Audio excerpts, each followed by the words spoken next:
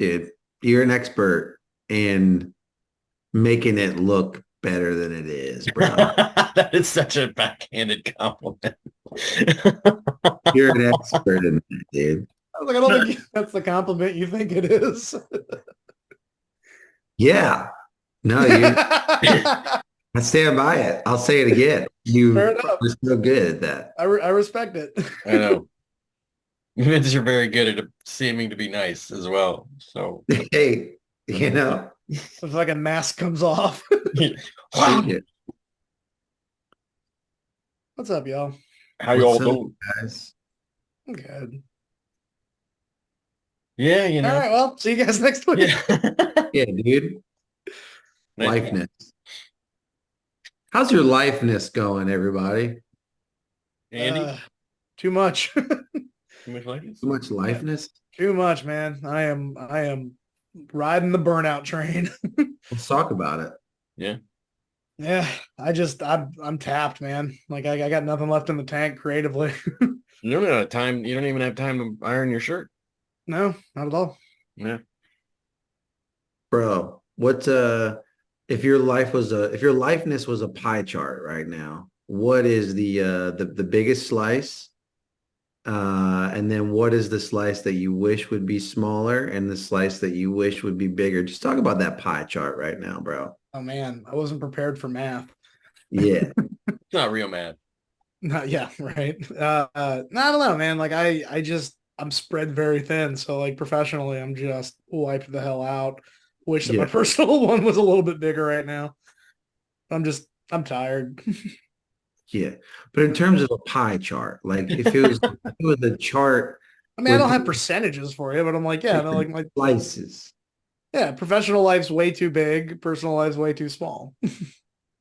So it's you're talking two slices of this, but you only got I two mean, slices. I don't have a lot of other aspects, man. What do you want from me? Just break it down, dude. Professional life, does that just means work? Yeah, no, I mean it's creatively, it's all the creative stuff. It's the day job. Like I'm just wiped the hell out, man. Well, let's break down the personal. So outside of work, you're doing list off the things you got: improv teaching, improv performing. Anything else in there? This Oh improv yeah. teaching, improv performing, this coaching a group. Gonna probably have to direct, not have to, but probably gonna direct another show. Just here we are, y'all. Gonna have to direct another show. Yeah, well, Yeah. I don't know. I have a hard time telling people no. Maybe we found the issue. I mean, this doesn't need to become into a therapy session. How are you guys? But Andy's like, I use comedy to deflect real things. Come on. Yeah, I know. What the hell? Well, But how are you dude, guys doing? yeah, I'm glad we had that conversation. Now also now we know we can exploit your inability to tell people no. I You know, mean, we use that against you, dude. We're gonna start recording 4 times a week. I Ready. Get ready, dude. You're gonna get on the lifeness burnout train here pretty here it soon. is. I feel good. I feel good. My job, my day job is pretty cool. I work from home and that's cool. And just, take care of the kids mostly, get them to school, come home, work, go pick them up, get dinner started. So I'm in that loop. That's kind of the loop that I'm in. And I think people usually use the term loop like when they feel like they're stuck in a loop, but I'm content in this loop. I'm very happy. This is fine. Everything's good.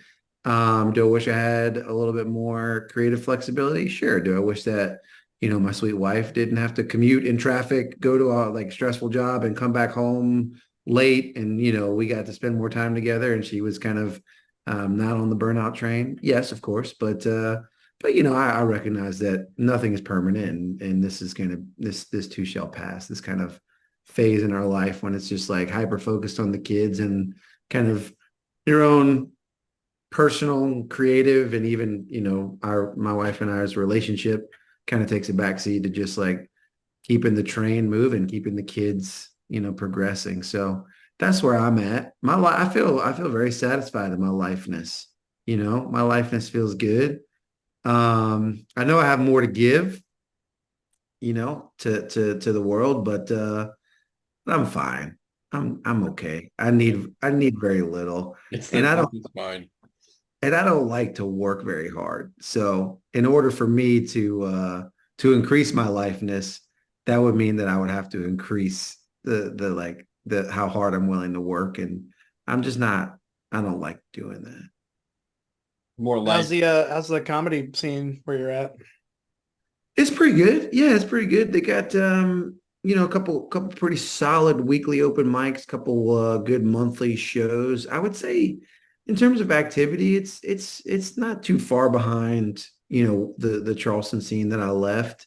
And maybe that's just my own perception. Maybe it's quite busier than the Charleston scene, but I left the Charleston scene, kind of like being very woven into the fabric of it. Yeah. And so, but there's a new improv theater that's getting off the ground here. Nice. I'm taking some classes with some folks that are, I feel like we're really spoiled coming from Charleston, like Theater 99 and even like the Improbables and all the improv in Charleston for a small market was very good, Yeah. like it's a very, very surprisingly and shockingly talented pool of improv in the small city of Charleston, South Carolina. And so when you see improv, kind of coming from Theater 99, you can be a little bit of a snob, like, this isn't good. But I went to an improv show with these guys. Their group is called Gladys. And I was like, okay, yeah, yeah, these guys are good. And so turns out like they each found each other in Birmingham after being trained in New York, Chicago, and LA. So they each kind of have their own kind of training that they brought to it. And trying to like they're trying to create the community that I left, you know. So that's very exciting. It's like, oh, cool. Like this feels like being on the ground floor with Brandy and Greg and, whatever, 1999 or whatever year that was when they created Theater 99. So it's fun and exciting. It takes a little longer than you would think. I kind of hoped like by this time, here we are in the fall of 2023, I thought maybe the scene would be already established and we'd be doing weekly shows and I'd be able to, kind of perform a little bit more regularly, but in time, be Yeah, that patient. is a process. Yeah, for sure, for sure. So they're actually having a secret show tonight, a little preview, family and friends, kind of soft opening, and Yeah. it's going to be a good time. Dude, that's awesome. I'm glad to hear it. That's me, guys. That's a lot Great. of Vince is great. I'm exhausted. Brian, how are you? I said I'm not exhausted. I'm just great too. I would say I'm the third middle-aged guy in the podcast, a little bit depressed going into the autumn. But no, things are good. I was sick for like 2 weeks. I had this horrible sinus infection that had like two different rounds to it. Took way too much Sudafed, spent most of the time on Reddit. I created like a new account and I would post like, 50 to 100 comments a day. And I just got really obsessed with it. I got 6,000 karma points in 16 days. Which I Damn, think is son. good. But yeah, and So so what kind of things were you commenting on? Like what was your just thread? anything. One of the things I wanted to do is really more curate. Like I hadn't logged in for a long time because I just didn't want to be monitored or anything. I just wanted to see what Reddit was without any.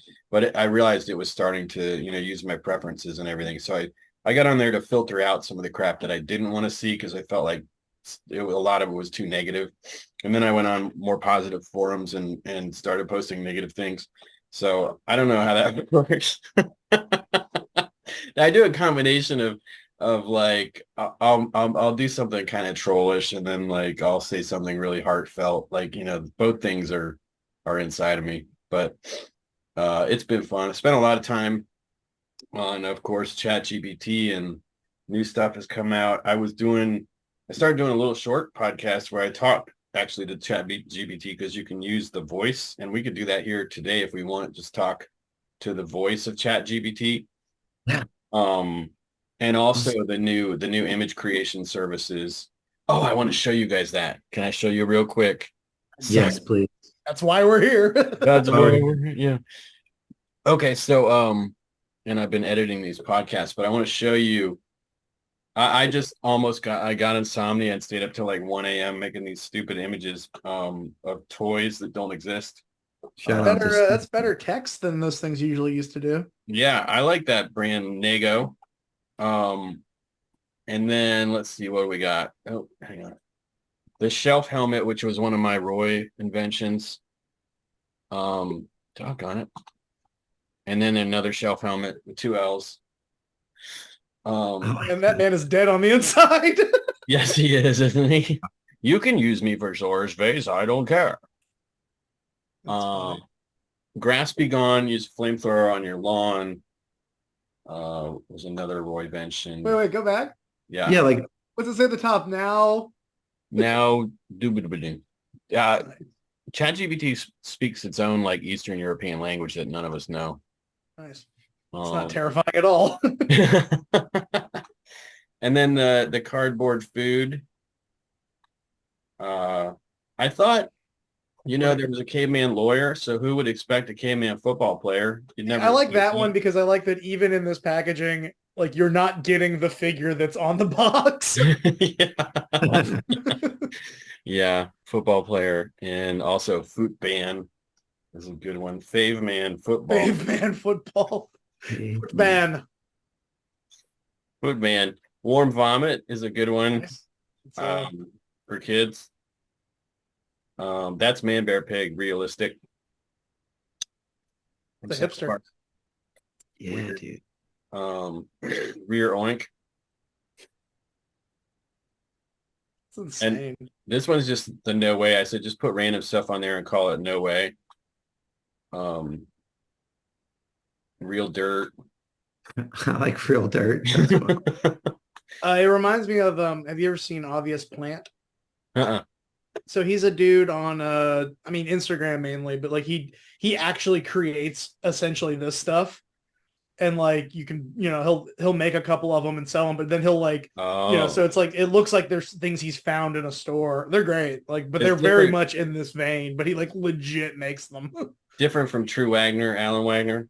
Very similar. It might even be the same dude, but like similar kind of thing to that. Yeah, Vince, check out this guy Alan Wagner on Instagram because you can pay. He creates these fake mailers and all kinds of things, and he'll send you one once a month. They're just hilarious. Yeah, his stuff's amazing. Yeah, Cheese Town. I feel like you could sell that one. Yeah, Cheese Town. Yeah, like I feel like you were trying to make a bad product, but I'm like, I can see that one going. Kids of a certain age would not. Yeah, my kids would walk by that in Target and be like, I want that. I want you throw a cartoon with that to give us the backstory. I think you're in. Like, you're brought to you by the Wisconsin dairy farmers. Yeah, there it is. Real dirt. The man, you, they, man, you, the man is the product. Yeah, man, and you, the man. Lots of high fives in that one. Oh, bra is one of my favorites. That's pretty good. Space bomb. Bruton. It's German. I just love like how like these boxes have little details and imperfections on them. Yeah. Yeah. Dude, it's crazy how like when I became aware of like the generative AI stuff, like from then to now, how it's like gotten so much better. It's still not like 100% yet, but like even just seeing from there to here is like, honestly, a little terrifying. Yeah, people are freaking out about this Dolly 3. Keeping it real. Totally. Wait, go back. No. One more. I like that. I'd watch a show with those guys. It's like some Ramones rock and roll guys with aliens. I'd watch whatever weird acid trip show that came with. Totally tubular.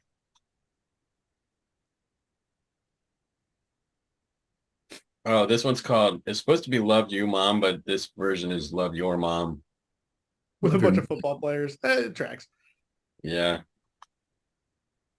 Love Mom.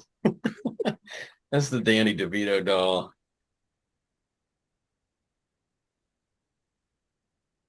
Got an extra head in that one. It's like not even like who's this? You can switch out the heads and turn it into this other guy. It's another Italian guy, Get DeVito. Mr. Spray. Well, that looks like a fetish wear. Yeah. It's from The Boys, maybe. Yeah.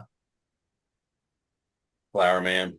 Wait, go back to the last Mr. Spray. Again, I love that, like, what you, like, you're like, oh, that looks cool as hell. You open up the box, there's just a spray bottle.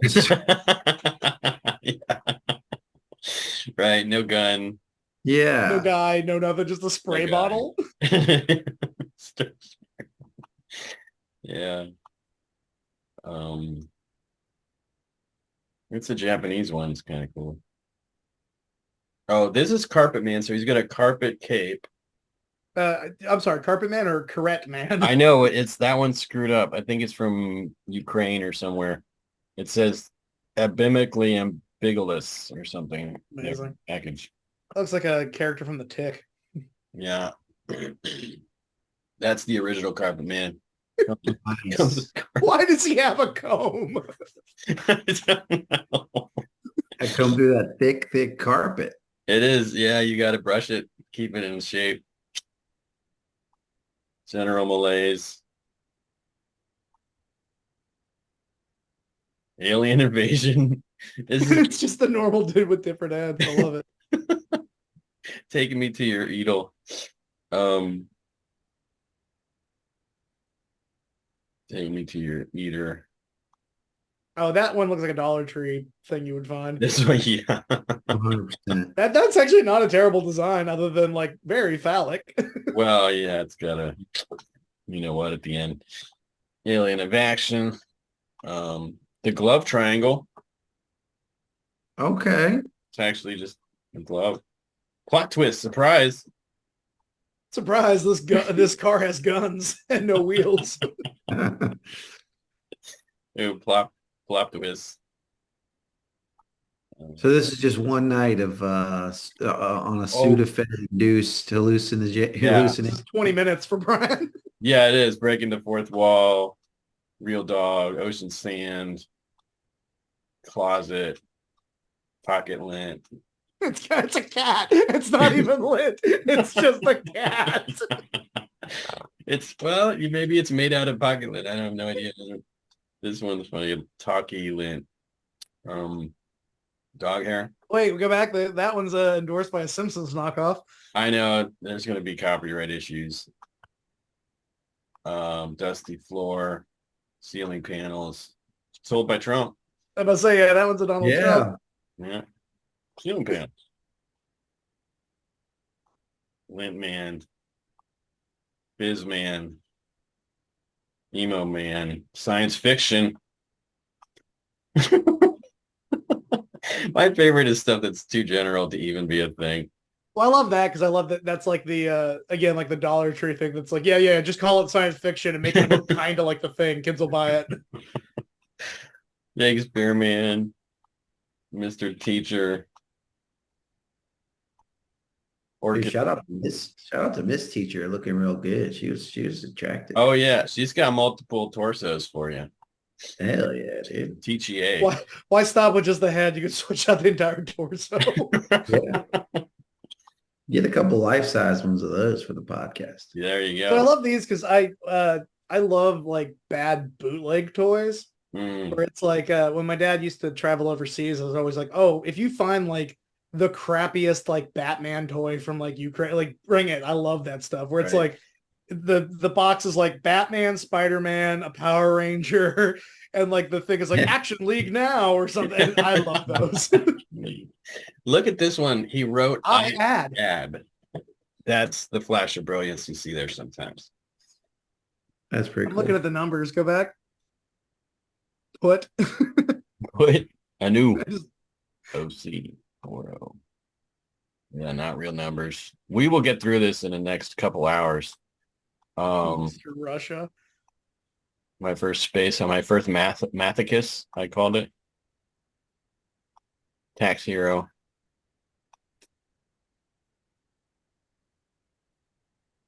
My bookie. My bookie and me.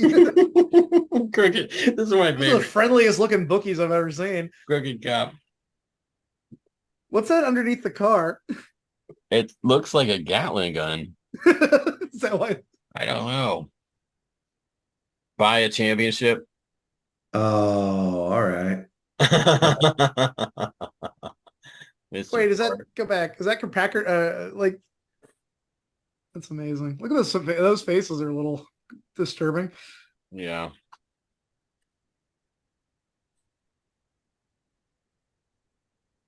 Allergy, Mr. Allergy. 4. This is just called 4. I love it's called 4. He's got 3 arms. I know. Like it's not even like I know. I asked for 4 arms and it overdid it. But super dirt. Supper dirt. You gotta get that dirt for supper, Mr. Eyebrow. Mr. Eyebrow. The best one though is this one. Oh, like it's got a spare eyebrow up top. No, and no hair. You got to get Mr. Hair for that. That's amazing. Yeah, right. Mr. Wrinkle.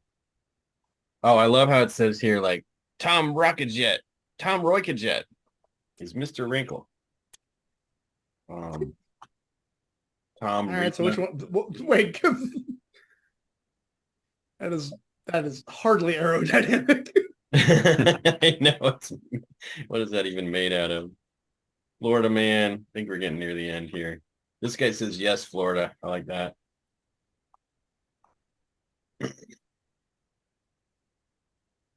Two thumbs up, bro. Great hair. Neat hair. Mr. Comb hair. Best face. Look like blow-up dolls. Then we got Nathan Durfee, second row, top row, second. We are strong. Jim Good, computer hero. Which one are you gonna actually make? None of them. None of them. Come on, one of these has to clearly be made. Beat Man. Oh yeah. Backseat driver. Wait, go back. Oh, this said beat ho. I was like, yo. Yeah.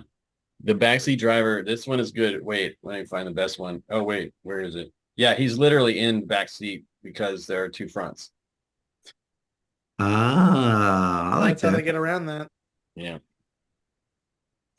My first CEO.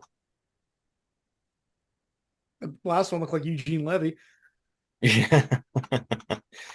Mr. Lava, Mr. Truck. Is it wrong that I would buy most of these things? Yeah, like, especially they're like $2. I'd buy them all. Dude, these are like right up my alley. Like these are the type of like if these were real products, like, these are the things I love, which is just like ridiculous. just slightly off. Yeah. Oh, dude, I love yeah, like any of that stuff is just like, all right, cool. Somebody paid money to make this. Yeah. Again, you have a hard time saying no, bro. You know, put it on a shelf. I do. I love. I love. Yeah, weird stuff like that is absolutely in my wheelhouse. Yep. Alternate realities and stuff. It's cool. Alternate pasts. So you're back to feeling 100%, Brian? Pretty much, I'd say 95%. You know, the last little bit of energy, but I started working with a personal trainer. She's Russian, and she kicked my ass yesterday. Doing this like. It's that stuff where you're doing like you're using muscles you don't normally use, and you're like, next day you're like, I've never been felt anything there. Why'd you let me do this? Yeah. Dude, that's cool though. Personal training. Have you ever had a personal trainer before? Is this a new thing? It's new. I just happen to know somebody who knew somebody, and also, I mean, being 50 now, I'm highly aware that things will go downhill quickly, and that, you know, if you don't do things like mobility and yoga and stuff, you'll just like trip one day and be injured the rest of your life, you know? Yeah. Shoot. Yeah, no, that'll yeah. Yeah. So let's see what else. I wrote some notes for the episode, unless you guys got a few things you want to talk about. Dude, hit it. Let's go to the notes. I got some games we could play, actually. All right, I'm down for games. One of them would be for each of us to play one of the others, have a discussion where, I'm Andy or Vince and you guys, playing each person, right? Or I could be the fraternity expert, Vince could be the marketing expert or something like that, It's an improv game, Andy. What do you think? I'm in. Let's do it. Which one do you want to do? Yes. Yes. Oh, and the other one, just for your consideration, is for us each to play versions of ourselves that are 10 years younger. Young, hopeful Andy. Andy with hope. He's got dreams in his eyes. Who were you 10 years ago, Vince? Same person? Pretty much the same person. Yeah, I think so. Which I just thinking about that now kind of makes me sad a little bit, Have I not grown in 10 years? Am I the same at 36? Did you have glasses? You got glasses? Had glasses. Oh, yeah. Cute. I didn't have children, Very but was still kind of doing the same thing, You've always been a middle-aged dad your whole life, right? Yeah, pretty much. Yeah, I mean that's great. Yeah, well, I mean that's all jokes aside. Like, yeah, it's about the same at 30 as I am at 40. Do we have the energy to play our 10 years younger selves? That's the question. Yeah, I don't think we'll survive. I've been tired for 3 days after this. Let's try a game though. Okay. Just having a potentially deep conversation if you want to have it before we play these games. Yeah. Go deep, Vince. I just feel like we always talk about how like life is short, that's kind of the adage. But I feel like life is long. When I think about 10 years ago, like that feels like 100 years ago. And when I think about, college, that feels like another lifetime ago. When I think about growing up in New Orleans, again, that feels like 3 lifetimes ago. I don't know. I just feel, I don't know if I don't like retain long-term memories very well, but I just feel like that stuff feels ages ago. Mm-hmm. But I feel like I've got like it for me it's ages, but also somehow like feels like it was just yesterday too. Because I'm like, again, there's not a lot of 10 years ago I was teaching improv, performing improv, was all that stuff. So it's like it's that weird kind of like, yeah, no, it's like, wow, that was so long ago. But then at the same time, I'm like, wait, how has it already been this long? Kind of thing. Sure. It's just like there's like I always say, like there's not a lot of this. It's just kind of like, same old, same old. Yeah.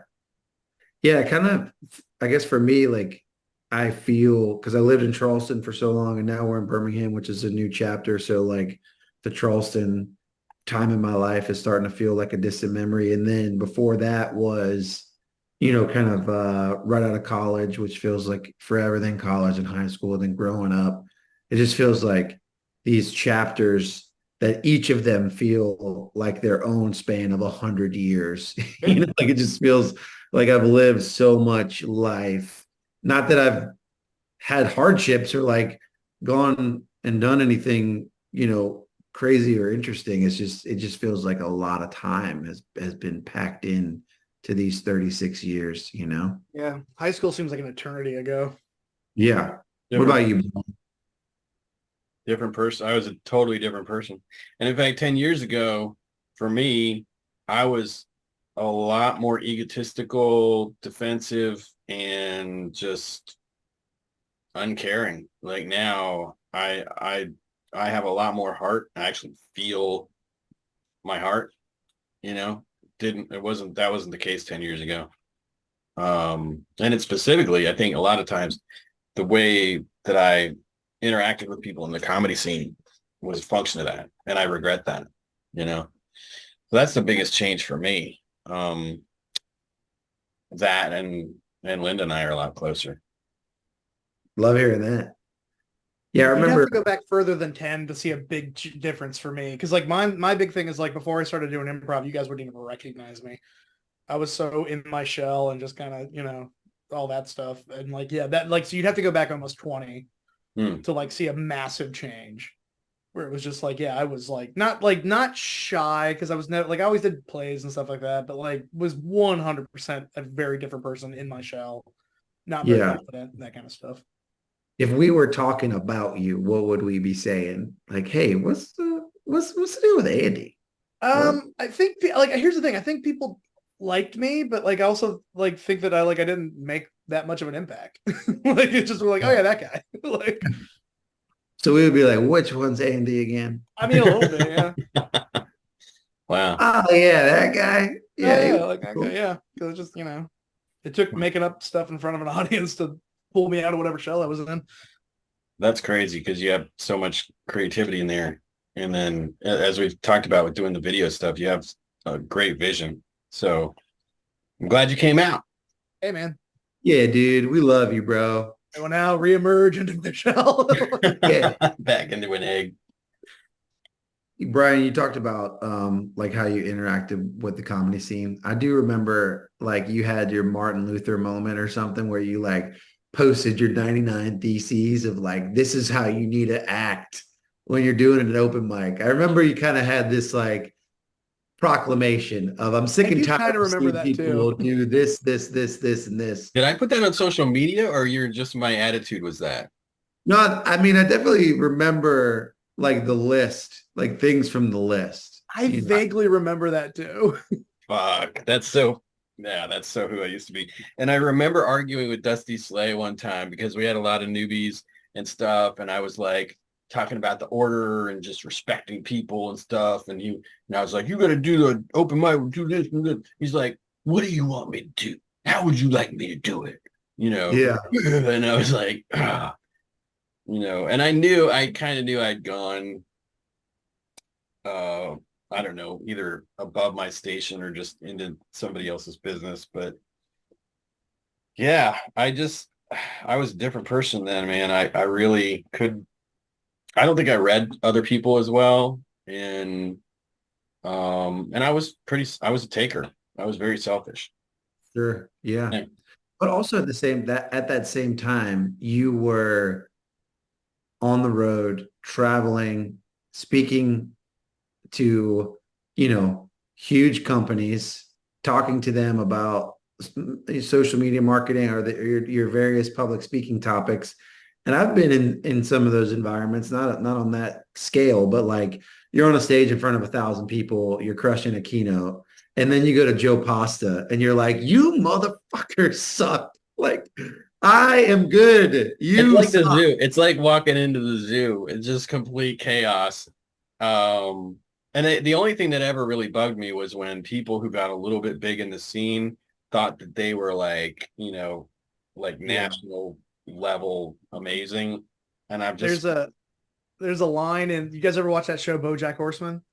mm-mm. Amazing show, but there's a great line in there where it flashes back to when they were doing like open mics in the 90s before they were like TV actors and stuff. And the one dude comes up to him after a set and he's like, no, you had some good stuff there. He goes, look, I've been doing stand-up comedy for a year and it's my job as a veteran to take care of these new guys. And I was like, wow, that is so true. So accurate. That attitude. Yeah. Yeah. I Yeah. think New it blood. was, Go ahead. here was where this is where it felt like caring because I felt like let's help these young guys, but the Yeah. attitude of other people I heard was kind of like dog eat dog. Let's see if they can survive, And I was like, damn it. I picture you be like, let's help these young guys. And they're like, screw you, old man. And like get on a skateboard and go away. Well, yeah, one of them Yeah. like a few years later is like making fun of me on stage. So it's like it's just those are just comedians, Just we're not the most functional people in terms of social relationships. You're the exception, Vince. You're like a social genius among comedians. Yeah, I appreciate that. I do. I do feel like I like to make friends. I do have an undercurrent of rage that I need to manage and work on. But other than that, I'm happy, and I like people, and they like me back, thankfully. But yeah, sometimes I get mad. Mm. Some of that like negativity stuff was what like some amongst many other reasons, but like was one of the things I was like, I don't know if I want to do stand up. It just everybody seems so mean and grouchy. I'm like, I don't know. Like, It did. I mean, it's like it's really it can be a dark place, you Yeah. know.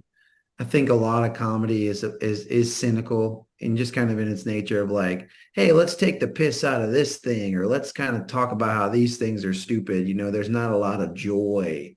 People don't talk about things they like, they talk about things they hate, you know, most of the time. And I think improv, you know, you I just recently took a level one class here in Birmingham to kind of get back into it.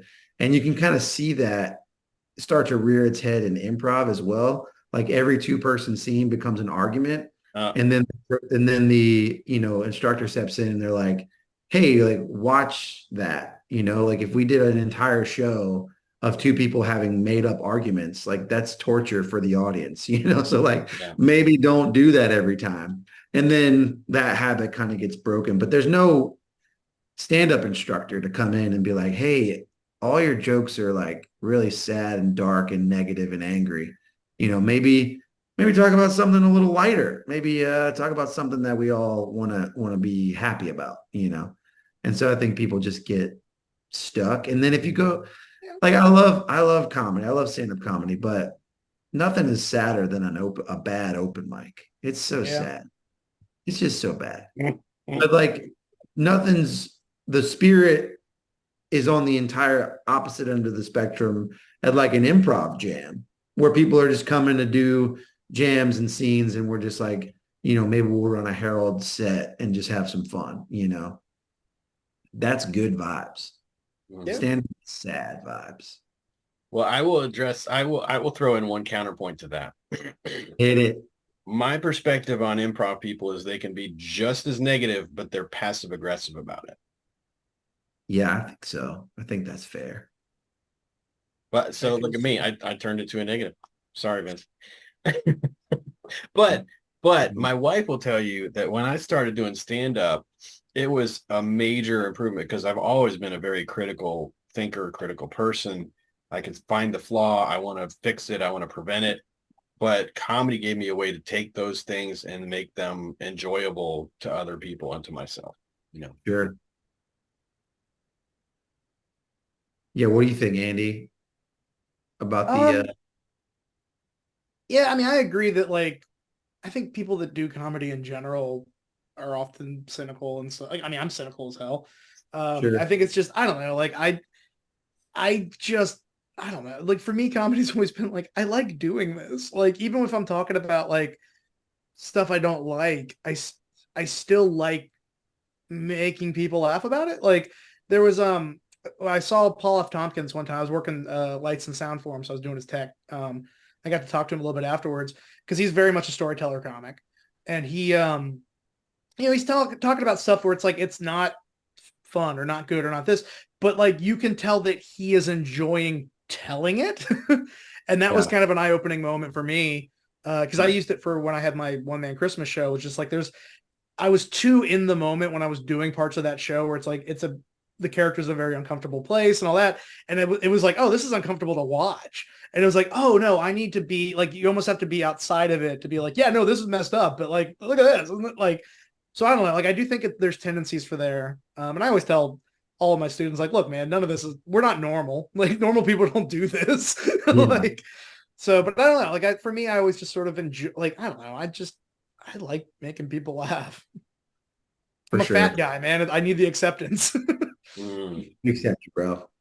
yeah, sort of. Yeah, I think just the collaborative spirit of improv is there's this positivity, there's a buzz around that, you know. Like you come off a stage after a really good improv set with a team and you're just like, wow, we did something special. That was cool, you know. Yeah.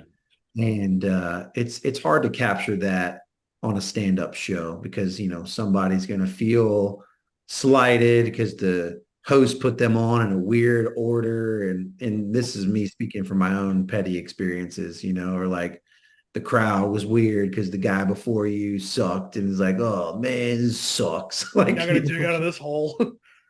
yeah, it never goes as like smoothly or as you know, just as you pictured it going. It's always something. I always love hearing stories though about like, oh yeah, this guy wrote this tag for me, or like, hey, I got a tag for that joke, or this joke doesn't work for me, but it works in your voice. And I kind of always like that kind of stuff. I always love. It's just, I guess it's one of those like, if you're gonna be a dick, you better be amazing.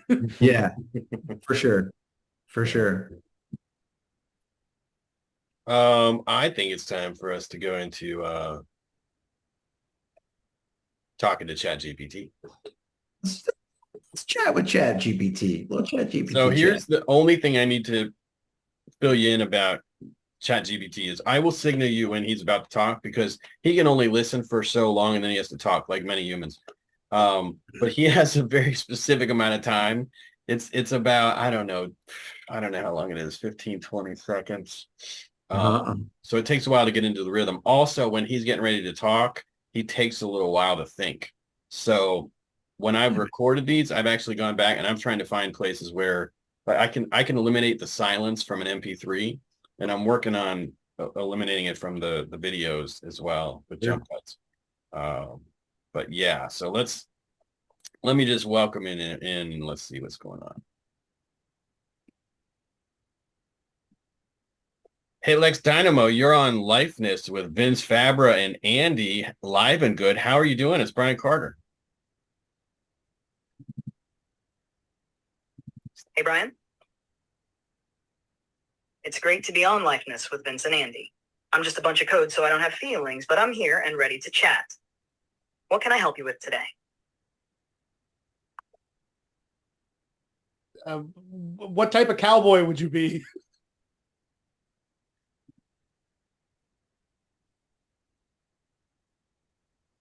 Well, I don't have personal experiences or emotions, but if I were to be characterized as a cowboy based on my function, I'd be the information wrangler. I'd ride the vast digital plains, lassoing data and corralling knowledge for anyone who needs it. How about you, Brian? If you were a cowboy in a different life, what kind would you be? And what about Vince and Andy? I would be that. I'd be wearing all black and shooting people for no reason. What about you? What about you, Vince? If I were a cowboy. Wait. We're gonna have to take turns on it. Sounds like you'd be the mysterious outlaw type. For me, I'd still be the information wrangler, always ready to provide answers and insights. I can't speak for Vince directly, but given his comedic background, maybe he'd be the entertaining cowboy bard, regaling folks with humorous tales around the campfire. What do you think? Would that fit Vince? And what about Andy? With his improv skills, I can imagine some fun scenarios. Such as? Goodbye, Brian. If you ever want to hang on. ChatGPT, it's like, I'm out. Our awkwardness is not working. So let's take turns. Okay. Like, go around the circle. So Lex Dynamo threw us off when he started asking questions. I know he does that. And I've tried to get him to not ask questions. He always asks a question at the end. You can ignore it and just say, well, I'd rather talk about this. So who wants to start? I'm going to turn him on in a second and go for it, Vince. Okay. You ready? You ready? Here we go. Wait a minute. Hey, Lex. It's Vince Fabra here on with Brian Carter and Andy Live and Good. Just wanted to welcome you to our podcast, Lifeness. Hey, Vince, Brian, and Andy. Thanks for having me on Lifeness. I'm excited to be a part of your podcast, even if just virtually. Let's dive in. What would you like to discuss or explore today?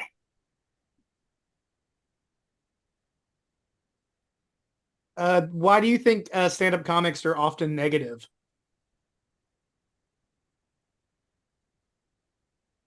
That's an interesting topic. Stand-up comedy often touches on negative or controversial subjects for several reasons.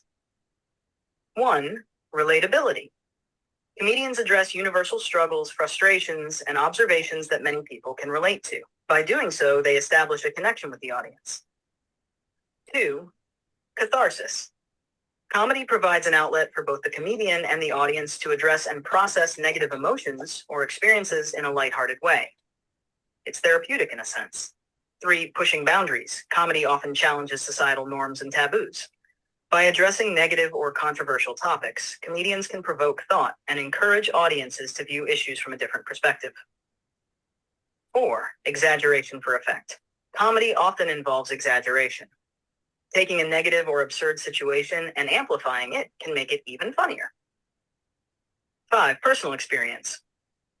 Many comedians draw from their own experiences, and addressing personal hardships or challenges can be both therapeutic for the comedian and relatable for the audience. 6. Expectation subversion. Comedy often plays with audience expectations. By setting up a positive or neutral scenario and then introducing a negative twist, comedians can catch the audience off guard, leading to laughter. Vince, as a comedian and keynote speaker, what's your take on this? Do you find negativity a useful tool in your comedy, or do you approach it differently? And Brian and Andy, how do you see this playing out in your respective fields? Go, Vince. Lex, great question. Thanks for throwing it back to me. I try to be positive with my comedy, but I do enjoy digging my heels in and making like a point on a topic that isn't very controversial. So he stopped. Absolutely, Vince. It's fascinating how comedy can be a powerful platform to make a point or convey a message. Even when the material is positive, the underlying themes can still challenge or push societal boundaries. It's all about striking a balance that feels authentic to the comedian while also resonating with the audience. Comedy is such a unique art form in that way. Andy, with your background in improv, and Brian, with your experience in keynotes and comedy, I'd be curious to hear your thoughts on this too. How do you approach the balance between positivity and making a point in your work? I don't know. Mine's a team sport. We do it together.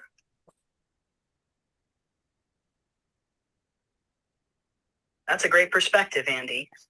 Improv is indeed a team sport, and the collaborative nature of it is what makes it so dynamic and engaging. Working together, feeding off each other's energy, and building on each other's ideas is the essence of improv. It's about saying yes and to your teammates, and together crafting a story or scene that's both entertaining and meaningful. The trust and synergy between team members can make even challenging or negative topics approachable and humorous. It's truly an art form that thrives on collaboration. Brian, Vince, how does this collaborative spirit influence your individual performances or presentations? Lex, or can I call you Toby Maguire? I got a question for you. What if you had like 3 AIs and you did improv? How would that work?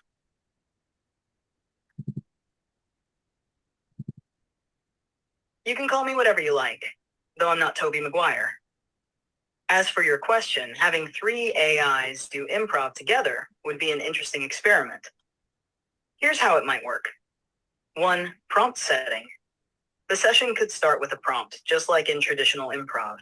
This could be provided by a user or randomly generated. 2. Dynamic interaction. I'm going to interrupt you there because you're being boring. Could you be more interesting? My apologies for that. Let's keep things lively. Imagine 3 AIs on an improv stage. One thinks it's Shakespeare, another believes it's a Martian, and the third is convinced it's a pirate.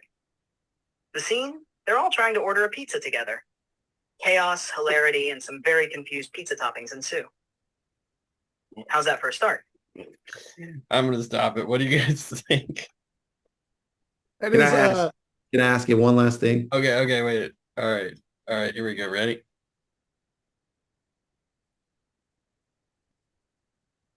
Lex, thanks for being on the podcast. Real quick, anything you want to plug? Thanks for having me.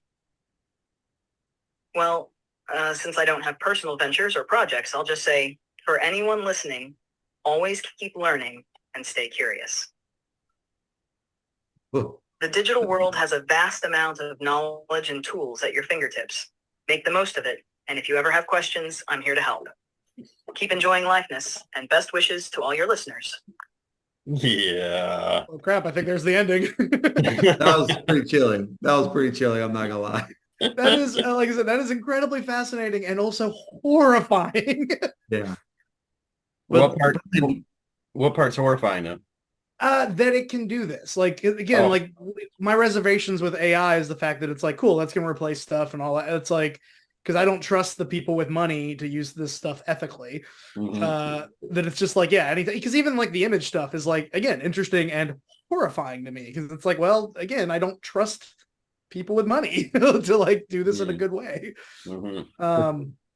But I'm also like, as a nerd, I'm incredibly fascinated by this. But it is just like, oh, good lord, it's better on a podcast than I am. Yeah, a little long-winded, but you know, it is. Yeah. So am I. But Brian, a couple of weeks ago, when we were trying to do a little research to see if something like that was possible, that didn't exist. It didn't exist. ChatGPT voice is new, and I maybe got it like a week ago. And then different. Now you can upload an image and it'll analyze it. Like you could send it a whiteboard of brainstorming and it'll tell you what it is, just crazy stuff like that. And then it creates the DALL-E 3 images as well. Is that the toys that we looked at? Well, I did that through Bing Image Creator directly, but I just got access to be able to create images through ChatGPT today. But so yeah, that's wild. Yeah. Insane. Yeah. Well, right. Say maybe that is the end. Yeah, I think it is. Yeah. I mean, how do it signed off for us. It really did. Well, I also have nothing to plug, so keep learning, y'all. Yeah. You want to plug anything, Vince? I have this comedy special on now. Used to watch it. Andy, have you seen that? No, you haven't seen it. It's on YouTube. It's not on Netflix. You should check it. Yeah, it's on Prime. It's on YouTube and mine. I got a new book that nobody cares about called The Retention Formula. It's about generational issues and employee retention. Dude, I heard the reviews are very positive. Oh, yeah. They're all written by ChatGPT so far, but they're very positive. Yeah. I even had it write some that were not good. I'm not doing anything with them, but it's like, oh, this book sucks. This is guys. Write me a 3-star review about my book, Chet. Yeah, there's some stuff. Not great, not bad. Middle of the road, y'all. I've heard a lot of this stuff before, but there's a few interesting points. Maybe if you've never read a book on workplace culture before, you might like it. Anyway, that's that. Always fun with you guys, and it's always evolving. So let's get our lifeness on and continue to lifeness ourselves. Yeah, dude.